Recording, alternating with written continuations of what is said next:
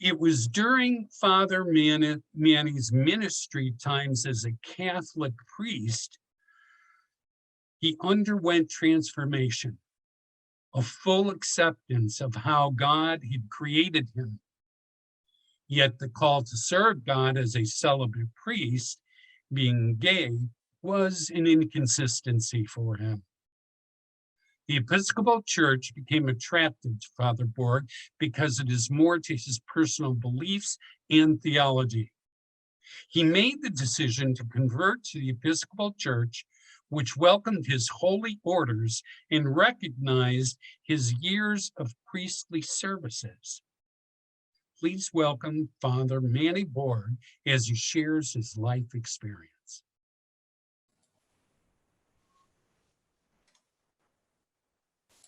Can you hear me? Yes. Wonderful. First of all, thank you for the invitation to be here. It is quite an honor, and I will thank Adam yet again. I'm certainly glad this isn't a competition, because what Carmi and Jay shared was beautiful, and I fear my story may pale in comparison, but I hope I have something of substance and a giftedness to share, although I'm really not even too sure where to start. So I'll start at a point that might make a little bit of sense. As you said, Tony, I was ordained a Roman Catholic priest 31 years ago, back home in Detroit, where I'm from, a proud Detroiter at that. I always wanted to be a priest. It was what I knew God was directing me toward. I hesitated. My first 2 years of college in Detroit were studying forensic science. I wanted to be a detective, and I was advancing in that field, and I was really enjoying the study of criminology. And then I was confronted with the reality that I would have to wear a gun. And I knew immediately that the only reason I'd carry a gun is to use it as a paperweight. I would never, ever employ a gun for any reason whatsoever. And I was confronted with the rationale: what if your life was in danger? What if someone you loved was being confronted? And yet still, I knew in my heart I could never, ever actually pull a trigger. It's just not who I am. And so my priesthood went on, and I was enjoying it, and stationed in Kansas for a few years. As a religious in the Roman Catholic Church, you take your vow of obedience, which we also nickname our vow of stupidity. You simply did what you were told to do, even if you knew it was nothing of what you wanted to do. I wanted to go to Africa and be a missionary. They sent me to Wichita. Obviously, they were geographically challenged. Regardless, I went as my vow of obedience required of me. And I enjoyed my time in Kansas. I was called back by my superior to Chicago, and I was asked to be the coordinator of a parish mission team, where we literally traveled the country by invitation from one church to another to provide a parish renewal, a 5-day, 5-night mission experience. And I was asked to coordinate it. And I was the youngest member of this 5-member team. Being Roman Catholic, there were no women involved in this. Another reason why I am no longer Roman Catholic, but that's another sidebar to the story. And I was disappointed that my brothers in community focused solely on Roman Catholic churches as our destination. And so I questioned, saying, why don't we open this up and see if there's other faith communities who might welcome us as an ecumenical bridge? And to my great surprise and wonderment, we did get a few requests from a few evangelical Lutheran churches, from an Episcopal church as well. And I jumped at the opportunity to preach in these non-Catholic environments. We all have the same employer.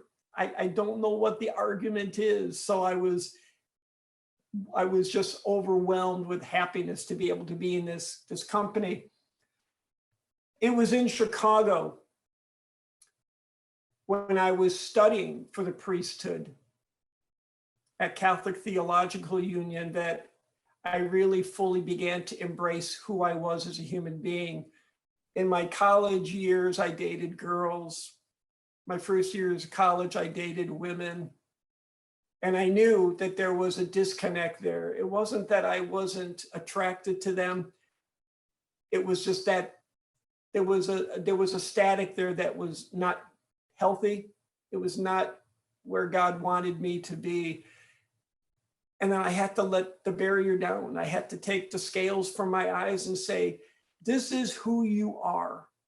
And it is perfectly fine. But that's a really hard thing to sell yourself when you've got an institution saying that's wrong, it's inherently evil. And then as Carmi said, you got people praying for your salvation. Whenever anybody says they're praying for you, thank them, because we always can use extra prayer. That's another sidebar. Thank them.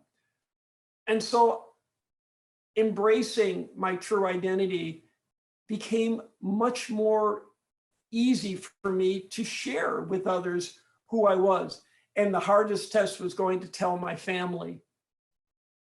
I have 5 sisters, and now I have 2 brothers. One of my brothers recently passed, and my dad had already passed away at this point, and my mom. And my family was very staunch, traditional Roman Catholic, not conservative, but traditional. There is a distinction. And I decided to talk to one of my sisters who's just a year older than me and who I am very, very close to. I'm close to all my siblings, but to my sister Rita in particular. And so I went home to Detroit and I said, I need to tell you something. And she said, what, are you sick? What's going on? I said, no. I need to tell you about who I am. She says, oh, that you're gay? And I said, well, yeah. And she said, oh, please, I knew that years ago. I told her, I wish she would have told me years ago. It would have made my life so much easier. But, it was an awakening. We put so much pressure on ourselves that is unnecessary. Again, when we let the scales fall from our eyes and we take the burden of the yoke off of our shoulders and live life freely and openly, others will see that. And when we make it easy for ourselves, we're making it easier for others. But at the rectory of the Roman Catholic Church that I lived in Chicago on the north side, it was an unhappy situation there. The community knew that I was gay. And I had no problem with that because I shared that with them at one of our community meetings.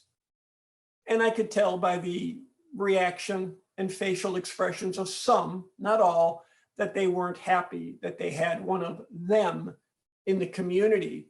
And the irony was, not that I have gaydar, I'm not necessarily sure if that actually works, but it's easy to distinguish when you are in the company of someone like you. And in that community where there's so much disdain, it was obvious to me that the disdain was not on me, but on their own self, because they never came to the admission of who they are as a human being. And that was breaking my heart. They lived this life in denial. And how sad is that? In those years at that rectory in Chicago, it was becoming more and more of an unhealthy situation. There were things that took place that were not just unethical or unchristian, but in some instances, they would be technically viewed as illegal. One night, one of the brothers in my community unloosened the lug nuts of my tires. And can you imagine what would have happened if I wasn't aware of this and went to drive my car? What I could have done to somebody or to myself? And I would have never known if it wasn't for one of the other brothers telling me, Manny, something happened to your car and we got those lug nuts tightened, and it escalated. And it got to a point where I needed to make a break. So I took a leave of absence. And it was in that process of discernment that I had walked up a couple miles to another Roman Catholic church to go to a Sunday night mass. I could have said mass for myself, but no. Christianity is a community faith. You need to be with others to worship. although we were required as Roman Catholic priests to say a mass every day. It's a rule. I broke it more often than I wish to admit. I need to be with people when I want to pray. So I walked up to this church and I walked in, and I really wasn't sure what the dynamics were because it said it was a glow mass. And I didn't know what that meant, if they were going to have glow sticks or what does that mean? Well, I found out quickly because the scent of Aramis in the church was overwhelming. And there were very, very few women. It was predominantly good-looking young men. And I thought, well, I know what the G stands for. And I decided to stay. And I walked up like a good boy toward the front of the church and took my seat. And it was during the sign of peace that a gentleman 3 pews in front of me turned and our eyes met. And I said, I'm not here for this, God. I'm not here for this. I'm here to worship.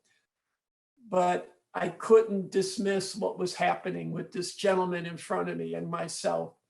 That was some 27 years ago. And that was our official first date, if you will. That stranger became my friend, who became the love of my life, who is now my husband. And again, when you let the scales fall from your eyes and take the yoke off of your shoulder, life becomes so much more freer and enjoyable to live. And in that process of taking a leave of absence, the Episcopal Church invited me to preach. This was at a church on the north side of Chicago, an Episcopal church. The priest there, a young woman, and I became friends. And she said, Father Manny, I want you to preach at my church and to wear your religious garb. And I said, well, I don't know if I should wear my habit. She says, no, wear it. The people will get a hoot out of it. And I said, well, I'm here to give a hoot. Well, why not? I'll do that. So I wore my religious garb into this Episcopal church. And that congregation knew immediately who I was because that church was made up primarily of former Roman Catholics who identified with the religious habit and the large crucifix.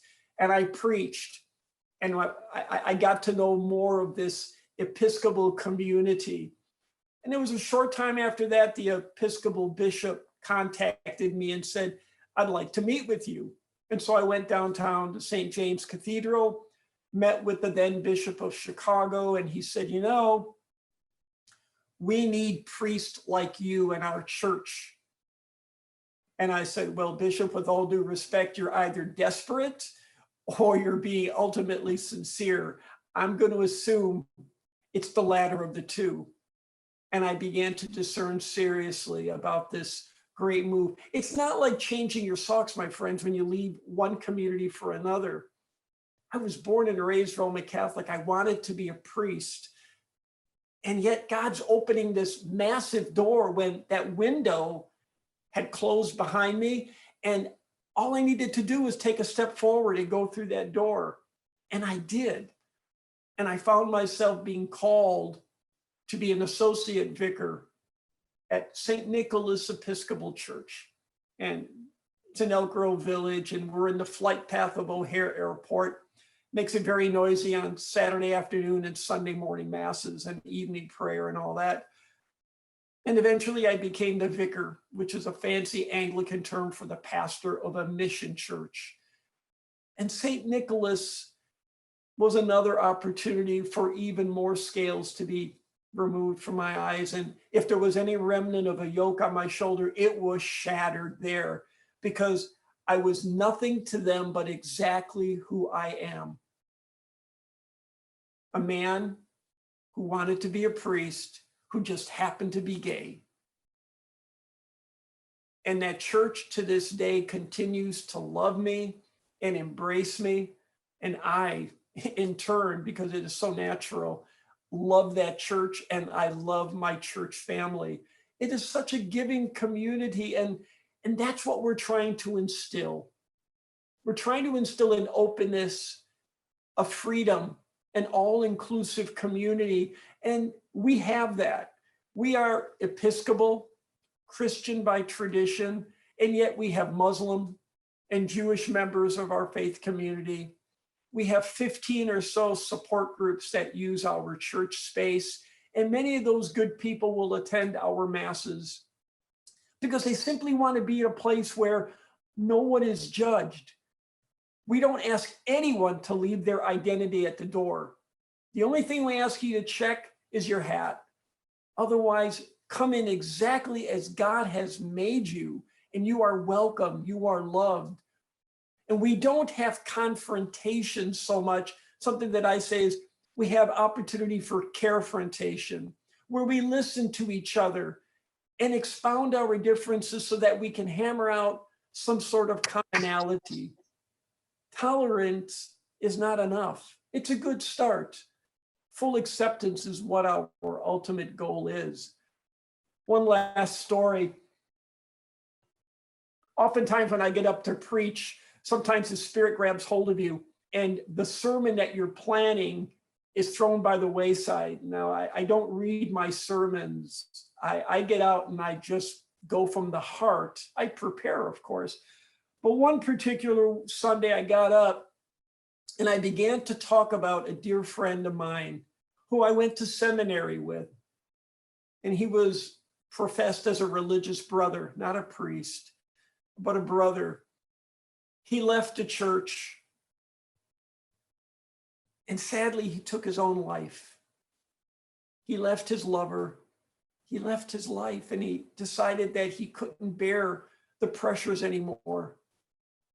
My poor friend wouldn't let the scales fall from his eyes, and he harbored some of that yoke still on his shoulders. And when I received the news that my dear brother and friend had committed suicide, I was devastated, and I needed to share that with my faith community.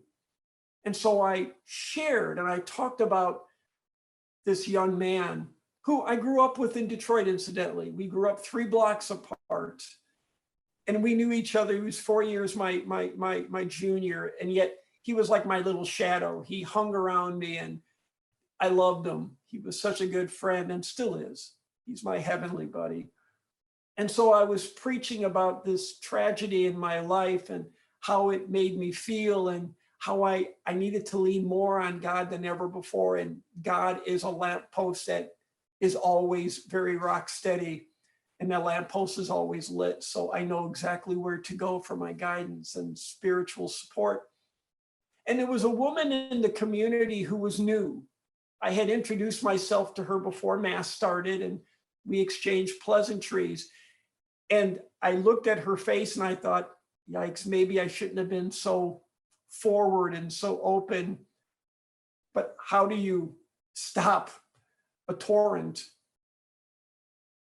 After the Mass, she came up to me at our coffee hour and said, Father Manny, I can't believe you said what you did. And I said, did I offend you in any way? If so, I'm sorry. She said, no, you don't get it. My son committed suicide. And in the church I was in, Roman Catholic, I'm sorry, said he was going to hell because of what he did. And you talked to me, you talked to us and explained honestly that your friend and my son are in heaven with God because God loves them. I was convinced I was never going to hear that in a church. And here I am, my first day at St. Nicholas, and this is what you shared with me. I had no idea her son committed suicide. I didn't know that.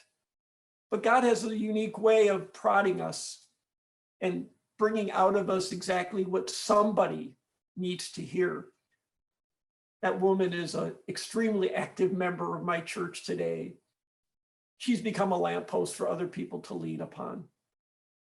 And as a gay man, I hope that my light continues to shine so that others can be drawn and ultimately have that same freedom, have that same desire to allow the scales fall from their eyes, to take the yoke off their shoulders. And we do that best, my friends, by being exactly who we are, honestly, openly, and freely. It's that parade, Jay.